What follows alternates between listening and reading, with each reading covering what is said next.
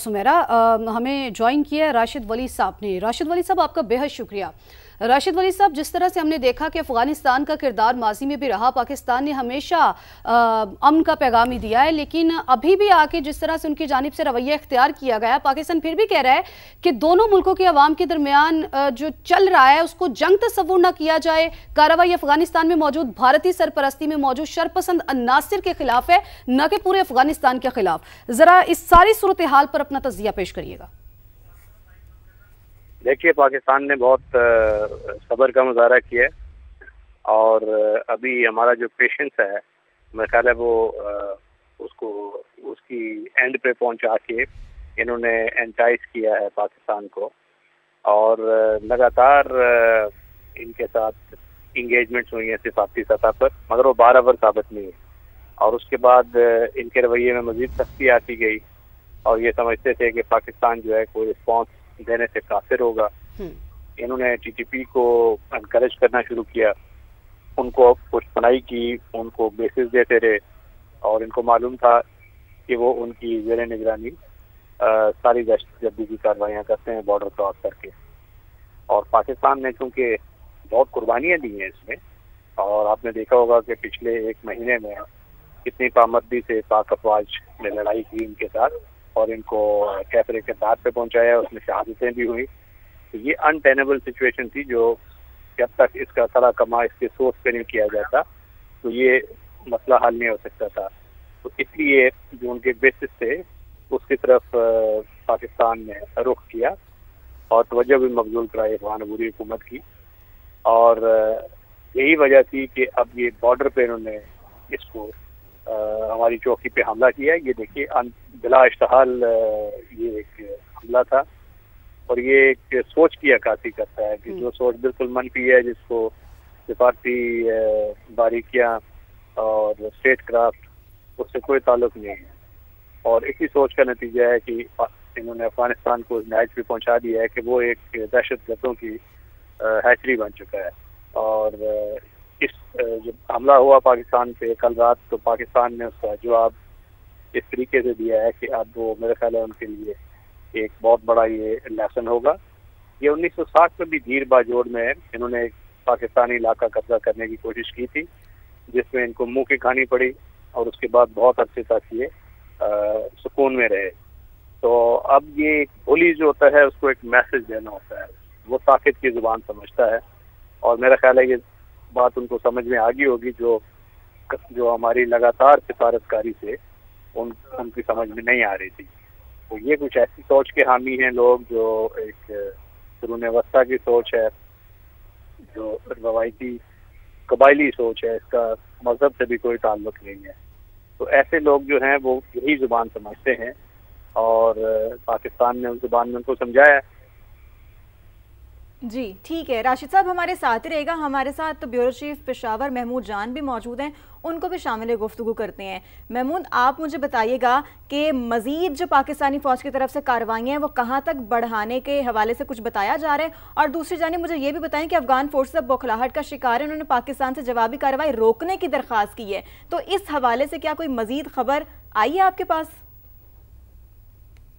जी देखिए, एक बात तो वाज़ेह है कि ये उसी तरह की जिस तरह हिंदुस्तान ने पाकिस्तान के खिलाफ मिस एडवेंचर किया था और जब पाकिस्तान ने कार्रवाई की तो उन्होंने फिर सफेद झंडे लहरा दिए थे, क्योंकि उनको पता लग गया था कि अब वो मुकाबला करना उनके बस में नहीं है। तो यही काम रात को अफगानिस्तान की तरफ भी हुआ है। उन्होंने कोशिश तो की कि पाकिस्तान को किसी तरीके से तक पहुंचाई,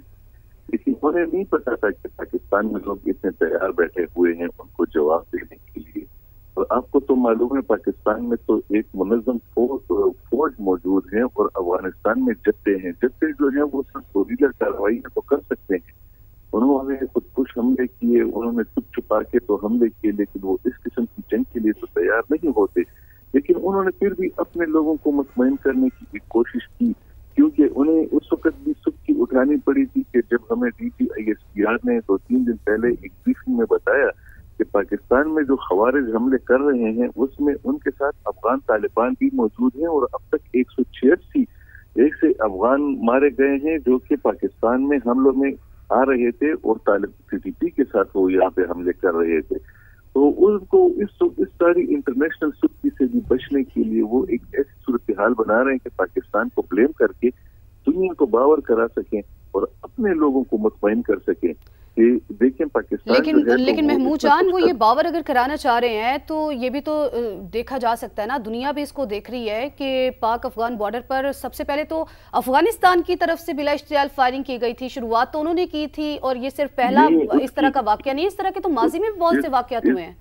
اس موقع پہ ان کو ضرورت اس لیے بھی تھی کہ ان کے وزیر خارجہ اس وقت ہندوستان کے دورے پہ ہیں اور وہ ہندوستان کو دراصل یہ تاثر دینے کی کوشش کر رہے ہیں کہ وہ بھی پاکستان ان کے لیے بھی ایک مسئلہ ہے جس طرح ہندوستان کے لیے مسئلہ ہے، لیکن انہیں اس بات کا احساس نہیں ہے کہ ہندوستان اس وقت ایک اکیلا ملک ہے، اس ریجن میں بھی اکیلا ہے، دنیا میں بھی اکیلا ہے، اور وہ افغانستان کی کوئی بڑی مدد نہیں کر سکتا،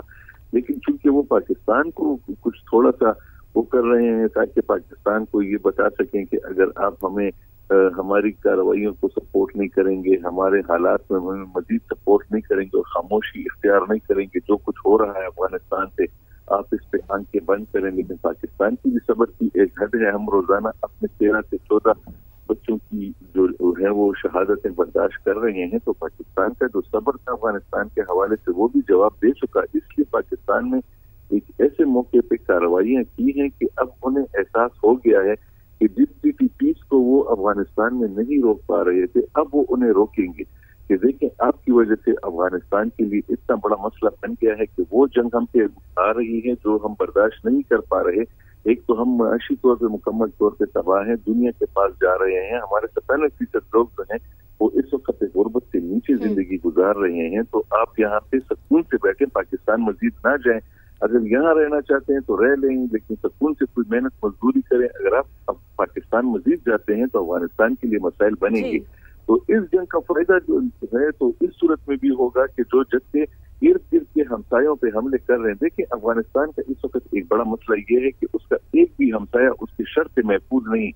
چین بھی اس سے ناراض ہے، ایران بھی اس سے ناراض ہے، روس بھی اس سے ناراض ہے، تاجکستان بھی ناراض ہے، پاکستان ایک بھی ہمسایہ ایسا نہیں ہے تو یہ گواہی دے سکے کہ وہ افغانستان کے ساتھ خوش ہیں، تو یہ جو مسائل ہیں افغانستان کے اندر اب وہ بیٹھ کے سنجیدگی سے اس پہ سوچیں گے کہ اگر مزید خوارج پاکستان کی طرف آتے ہیں تو پاکستان کی طرف سے کارروائی ہوتی ہے، وہ دنیا کو کیا منہ دکھائیں گے، کیونکہ اس کارروائی سے پاکستان نے تو دراصل ان کو ایک تو ان کی حیثیت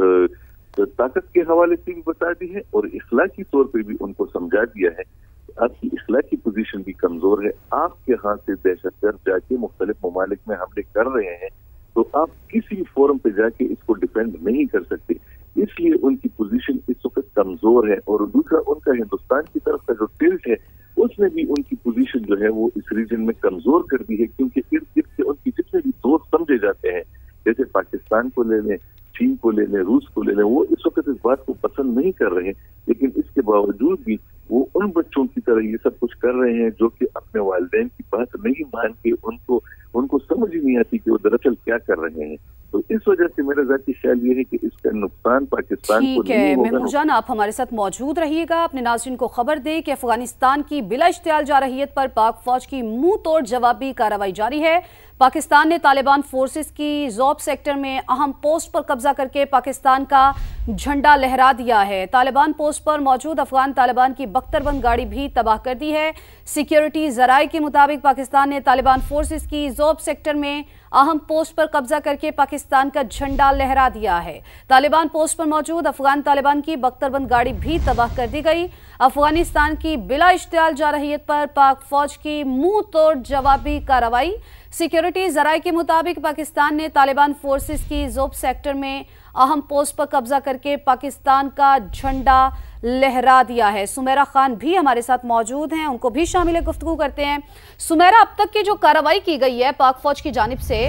افغان فورسز اور فتنہ الخوارج کے کون کون سے اہم مراکز تباہ کیے گئے ہیں؟ کیا اس کامیابی سے مستقبل میں پاکستان میں حملے اور در اندازی بند کرنے میں مدد مل سکتی ہے؟